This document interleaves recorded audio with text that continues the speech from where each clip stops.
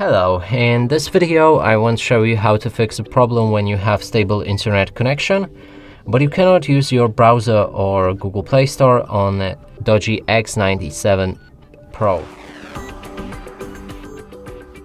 And to do this, first let's try to download something from Google Play Store.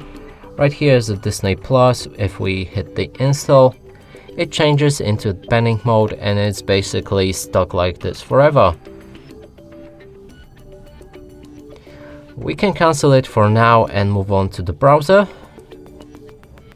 Here try to reach new website or refresh already opened one, and there's this error. To fix both of the issues, we'll need to open our settings, then scroll all the way down and find a system. Right here you can see date and time and set time automatically like that. If you go back to your browser and reload the page, it should work fine.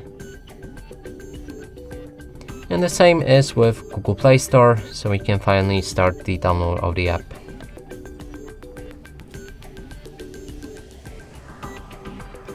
And that's it for this video. Hope you like it. Please consider subscribing to our channel, leave a like and a comment below.